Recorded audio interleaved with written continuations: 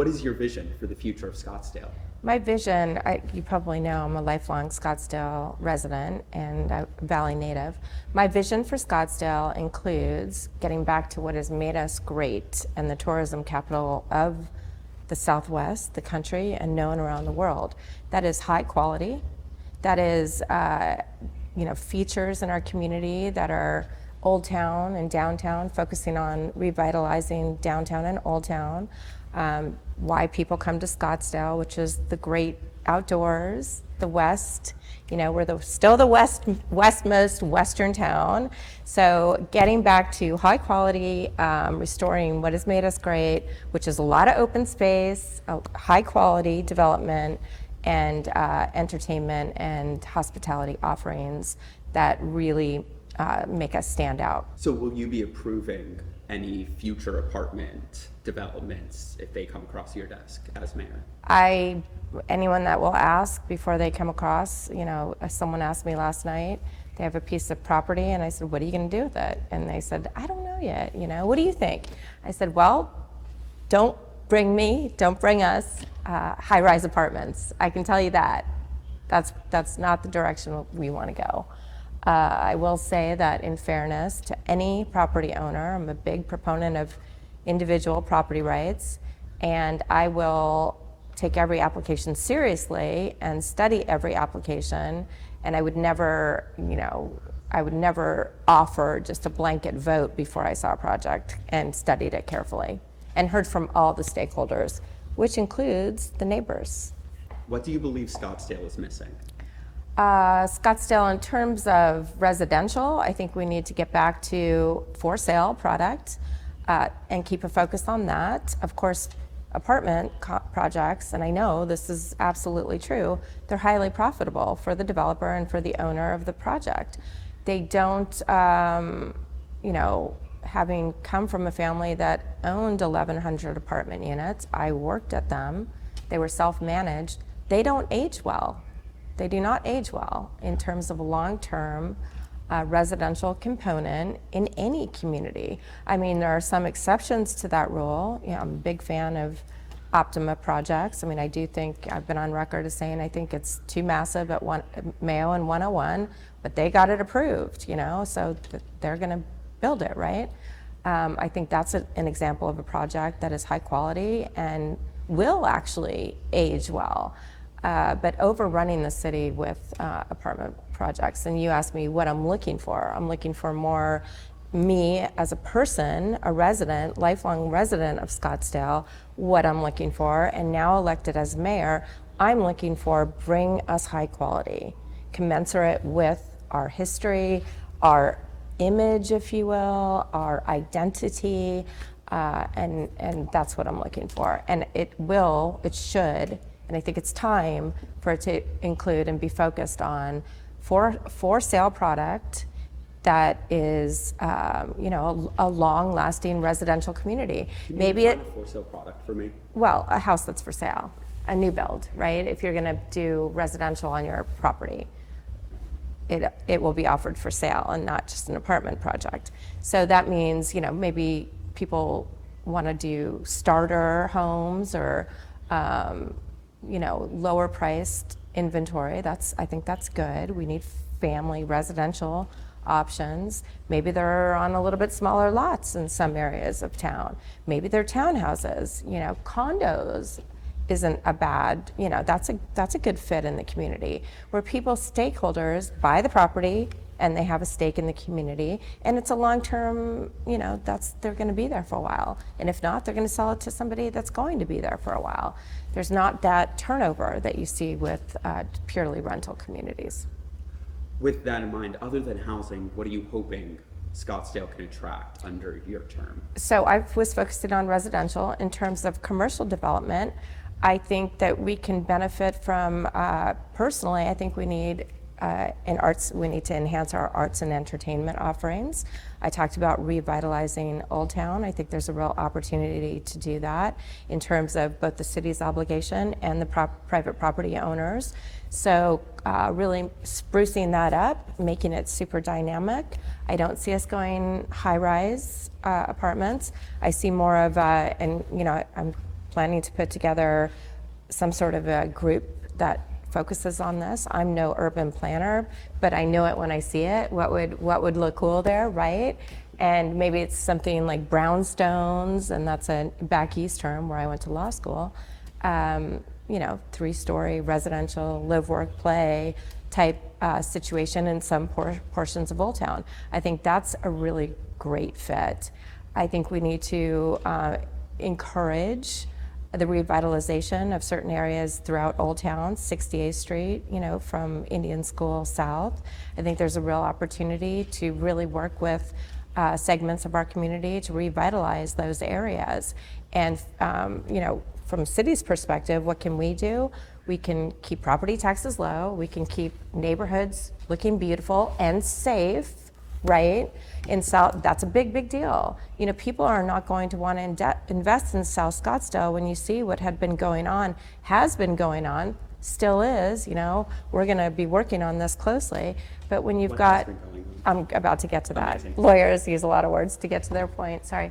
When there's a lot of, transients roaming the streets, a lot of begging on the corners of, the streets in South Scottsdale, people living in areas, in commercial areas and, neighborhood areas throughout South Scottsdale. And this is happening across the city. So we really need to focus on a plan to stop, put an end to that so that people really do want to invest in their properties. And this is affecting Old Town and downtown in terms of, people sleeping on benches outside of galleries.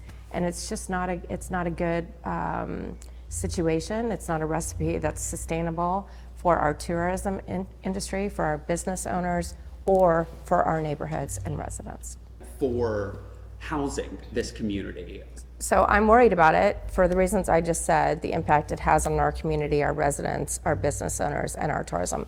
That aside, focusing now on the homeless situation, I'm worried about that, highly sympathetic to this, the problem that they find themselves in, situation that they find themselves in.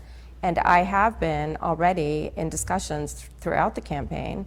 I'm a big proponent of, as mayor, I will be working with our sister communities, our county board, and our elected officials at the Capitol. It's a regional problem, homelessness is, because it's highly migratory, right? If you're in Phoenix and the zone closes down, you move, and maybe you end up here. So it's a regional problem, and we shouldn't be treating it with a Band-Aid like that has been done with what the current administration did, the homeless hotel program, where operating hotels are being paid, we're paying for hotel rooms. It's kind of an interim fix. I believe it's a regional problem that warrants a regional solution, and we need to identify a regional location where these individuals on very hard times can be housed and taken care of and have the collateral services and the tools that they need to get back into a situation that is befitting of all people in our community. And that is finding a place to live, finding a job. I'm no expert in this area, but I've heard from experts, and I will be working with nonprofits and other elected officials and communities to lead the charge, really, because this has just recently, in the last 4 years, become a real big issue in Scottsdale. Leading the charge, just to make sure I understand correctly, you're hoping to build in a homeless community shelter of sorts, maybe you mentioned other nonprofits, resources and other development programs as well, just to make sure I'm understanding. Not in Scottsdale. On my watch, I will not be voting for that. That was the prior mayor's plan, and I don't think that was well received by anyone in Scottsdale, just south of Old Town. That was the plan. So I don't think that's the way to go. Again, it's a regional problem that warrants a regional solution. So on behalf of Scottsdale, I will be working and leading the charge together with other elected officials and other stakeholders that are far more skilled than the city of Scottsdale in dealing with homelessness and working toward a real resolution. not a quick fix. What is the day one plan? Day one plan, well, take the dais on January 14th. I have been and will continue to meet with council members individually to determine what their goals are for the next 4 years. My goal for the next 4 years is to have a well-functioning council that, we know where each other's goals and, what we want to achieve so that we can be collaborative too. I will be, day one, I'd like to have on the agenda the Citizens Budget Commission that I've talked a lot about. We really need to take a deep dive and look at what's going on with our finances. There's been a lot of, it appears, overspending on capital improvement projects specifically, and we need to reset and find out why has this been happening, what's to blame for it, blame meaning just generally what is the cause, and see how we get a handle on that and really situate ourselves to be far more efficient with taxpayer money, fiscally responsible, and find efficiencies, advance technology to really streamline the process. And I think those are very big goals, and I'm ready to get on it. Do you already have areas you envision cutting, or the step is to start exploring where those areas will be? Well, cutting fat is just an overused term, but it really does apply in government. I mean, for example, when we had the Citizens Budget Commission 2010, right? It was climbing out of the Great Recession. So they were able to take a deep dive into all the departmental budgets and find out where is the duplication, for example, or where are the holds in funding that have gone unutilized or underutilized for the past decade. Can we unplug those holds, for example, full-time employee positions that hadn't been filled in a decade, right? But yet it's holding a place and getting funded from the budget. So finding, and I think there's lots of ways to find efficiencies in government. There duplication of efforts, what departments, really are perhaps outdated. I don't have anything specific in mind, but what's their, can we outsource that? Can we economize by putting those two departments together? Is there overlap and redundancies going on? So it's a very complex analysis. I'm a lawyer. I'm not an auditor or, a CFO type. That's not my background. But getting those individuals very skilled in that discipline, I think is great for the city, the taxpayers, and overall a great result. I had a great result with that. What do you make of the voters' decision to completely wipe council and put in replacements? Not happy with the things we've just talked about. I would say the top 3 issues, and this was a large part of my campaign. It really was a part of my campaign previously as well, all the way dating back to when I first considered running for mayor, or first did run for mayor. The top 3 issues, and the reason I believe that they all lost their positions, is the high density, lackluster for the most part, development that's gone on and continues to be approved as early as, recently as last night. And that's number 1. The traffic, which I believe is very closely intertwined with the more density, the more traffic. And, kind of doing road projects during high tourist season is kind of an outlier that adds to the traffic, but density equals more traffic, no matter what someone tries to tell me. Logically speaking, more people, more cars, right? More traffic. So that's a big cornerstone of frustration, and I would say go as far as to say resentment toward the city council from the citizenry. Second biggest issue is the lack of inclusion in citizens in the process. There was a widespread feeling of being dismissed from the mayor and from our representatives at City Hall. So that was a big frustration point. I think what came out in the campaign, I describe it as the best kept secret until this campaign, really was the overspending and the recklessness going on with the city's budget, and taxpayer money. So those three prongs, and those are good bookends, and the big issue being more citizen involvement, I think those are the reasons that the city council had the result that they did. Incumbents. When you talk overspending, is there a specific example that comes to mind for you? Something specifically you heard on the trail, or? Yeah, the capital improvement projects that were just wildly over budget. So anywhere from, I think overall it was somewhere between 300, in some cases 1,000% over budget, isolated, individual examples. That was the range, but there was a trend of being very much over budget.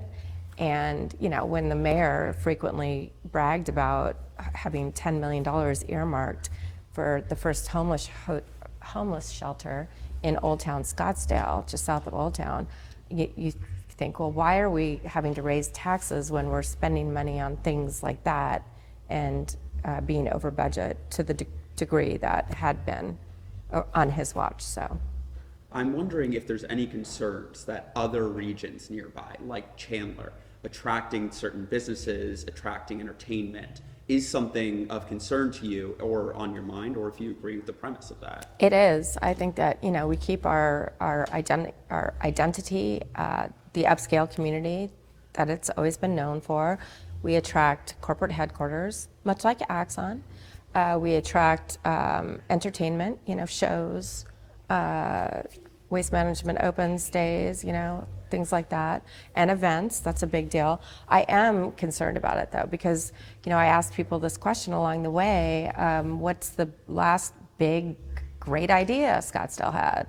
And it's tough to think about. Like people, I don't know, I can't remember. But it's important not to rest on our laurels. We have to keep the community fresh and cutting edge, really. That's what made us great, being number one, right? Being the city that people aspire to live in, visit, and move their company to or work in. And so that's key. One thing I do want to really see happen besides revitalizing Old Town, I think that's a big, big need. And I do think we need an entertainment venue, a real entertainment venue.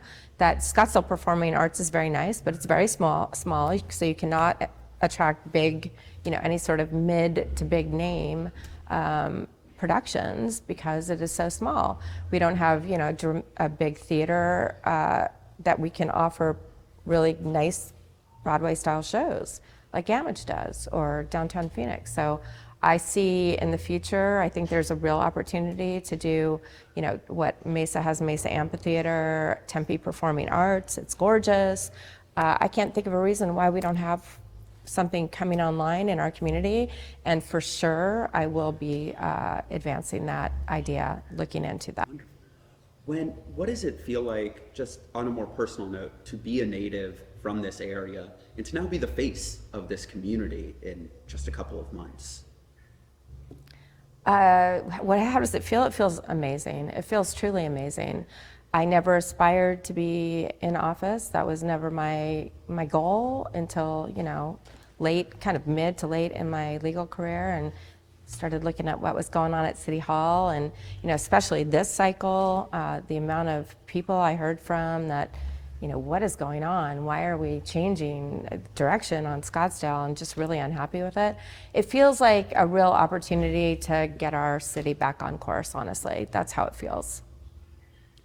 And if I came back to you in 4 years, we sit down just like this, what would you like to say you have done? Well, I talked about the two big things. I'd like to say that we've accomplished a restoration of quality residential options for people looking for a place to live. I would say that we have even more great events. Our tourism rating is even better than it was when I took office. And I'd like to see the factions of our community operate cohesively and not, be kind of diverse and opposed to each other, which I think is a big opportunity, and that's a goal for me. I have the real luxury and blessing to be, even after I've served, on City Council for 4 years, to be supported by really every faction in our community, and I'm very proud of that. You know, they call it NIMBYs. I don't refer to that because it's not my backyard. It's more like don't ruin our city. You know, I don't know what the acronym for that would be. So, but you know, the opposition leaders, if you will, the groups that routinely show up to oppose these projects they're not in favor of, I'm very much supported by them. I'm very much supported by the development community, always have been, very much supported by the entertainment community and by residents and HOAs. And you know, I think the key is bringing people to the table. My experience on city council for 4 years, if you get people in the same room, it's just like mediation. I do litigation, and my first advice to a complicated case, you know, client that has a case coming to going to file in court or arbitration, how quickly can we get to mediation, really? And you have to prepare your case and be prepared to mediate. It has to be, you have to have realistic expectations. And hey, look, the successful mediation is everyone leaves the room not, you know, being unhappy with what they've got, but they've still resolved it on their own volition and through their own agreement. So there's a lot to be said for that. And I worked hard on council. The entertainment district was a big lightning rod. The sound, you know, the music that had just come on, all the bars were, you know, really just starting to come online, and music at the W was a big issue. And really bringing people together and saying, how can we resolve this? And there was a development project that came across that's never been built, but bringing the opponents to the table with the developer, getting really strong concessions, and having everyone say, all right, well, you know, I guess I can live with it. And it's highly effective. And letting people be heard and being part of the process and the decision in the end, I think is key. Is there anything else you want people to know as you're incoming? I want to hear from residents. I want them involved in the process. I am very eager to look at transitioning to a direct appointment process on boards and commissions so that people really are working with the elected officials at City Hall and feeling their voices really heard. So just really building the confidence back up from the electorate is a very important thing for me, and my door is always open. Mayor-elect, thank you so much. Thank you, Adam. Great to sit down with you.